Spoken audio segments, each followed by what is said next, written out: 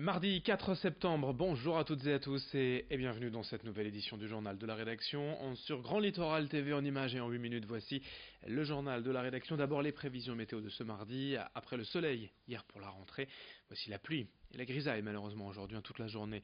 Dans toute la région sur le littoral Côte d'Opale, les perturbations vont s'enchaîner en ne donnant que des averses en continu.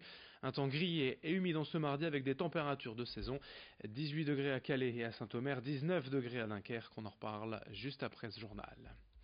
À la une, d'abord quelques images tout de même de rentrée scolaire. Hier matin, nous étions à Saint-Martin-Boulogne à 8h30 à l'ouverture des portes du collège Roger Salengro, avec notamment la visite du président du conseil départemental, Jean-Claude Leroy. La rentrée, c'est toujours une belle émotion pour ces enfants, leurs parents, les enseignants. Il y avait les 6e le matin, puis les 5e l'après-midi qui ont pu découvrir ou redécouvrir l'établissement touché par un incendie cet été. À noter plusieurs nouveautés quand même pour cette année, bien évidemment l'interdiction du portable en classe, même si cette mesure figurait déjà au règlement intérieur des établissements. Explication au micro de Corentin Escaillé. Pour nous, il n'y a pas de changement parce que la loi qui insiste en fait sur comment la non-utilisation des téléphones portables dans les établissements, eh bien, notre fonctionnement correspond tout à fait à cette loi. Si la loi est intervenue, c'est parce qu'il y avait des excès. Donc je suppose que ce sont les excès qui ont amené cette loi. Mais moi je fais beaucoup confiance, aux établissements. Je pense que c'est là que je trouve la solution. L'aménagement des règlements intérieurs, l'adaptation aussi par rapport à l'environnement. Quand vous avez des enfants qui par exemple attendent des parents qui viennent les rechercher, les parents travaillent parfois, et souvent même maintenant à deux, vous avez un enfant parfois qui est en retard ou les parents sont en retard. Donc le fait de pouvoir communiquer à certains moments est quelque chose qui me paraît aussi important. Mais communiquer naturellement pendant les heures de cours, pendant les heures consacrées à l'enseignement, c'est quelque chose qu'il faut effectivement proscrire. On est là pour étudier, on est là pour apprendre. La rentrée est donc synonyme de changement à l'école, mais aussi dans la vie courante pour nous tous, comme à chaque début de mois. Et particulièrement en septembre, plusieurs nouveautés légales sont à signaler. On fait le point en plateau avec Vincent Vieillard. Comme souvent, c'est le gaz qui voit son prix être de nouveau modifié. Ce mois-ci, en moyenne pour septembre, il faut compter une augmentation de 0,9% des tarifs appliqués par Engie pour les foyers se chauffant avec cette énergie. Si, entre 2015 et 2017, le prix du gaz avait diminué de plus de 3%, les tarifs sont de nouveau à la hausse depuis maintenant un an. Depuis le 1er septembre, vous ne pouvez plus acheter d'ampoules halogènes. 6 ans après la fin des lampes à incandescence, ces ampoules jugées trop gourmandes en électricité sont interdites à la vente en Europe, même si certains commerçants peuvent finir d'écouler leur stock. Désormais, ce sont les lampes à LED qui vont s'imposer de plus en plus sur le marché. Autre fin annoncée, celle des mutuelles étudiantes. Si vous ou vos enfants vous lancez dans des études supérieures cette année, plus besoin d'inscription auprès de ces assurances maladie obligatoires.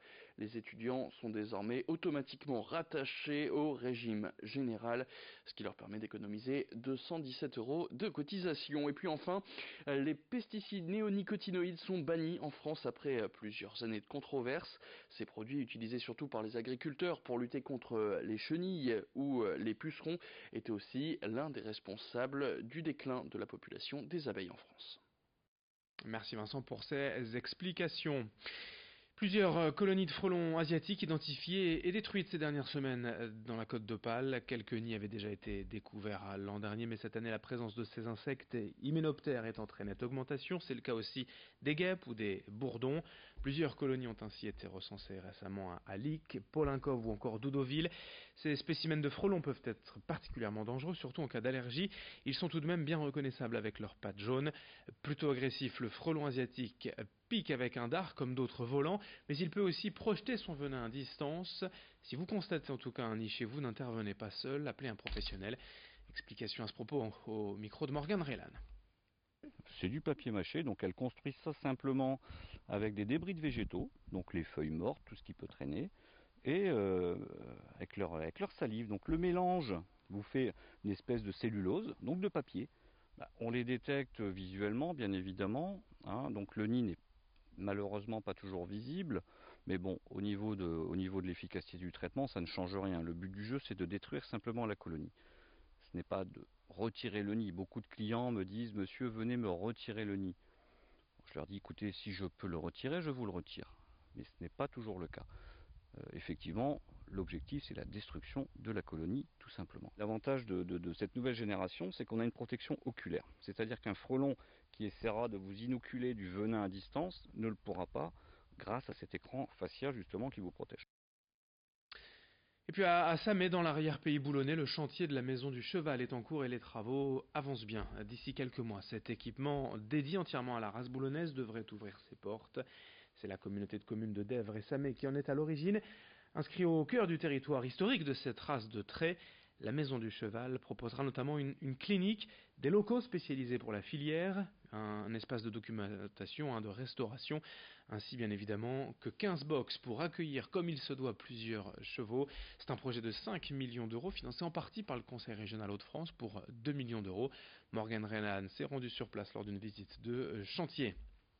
Alors le projet, c'est un projet qui vise effectivement à soutenir la filière et le cheval de trait boulonnais, qui est une race qui est en voie de disparition. Et l'objectif effectivement, c'est de proposer à la filière, et notamment au syndicat hippique du cheval boulonnais, l'ensemble des outils qui peuvent répondre à leur sujet.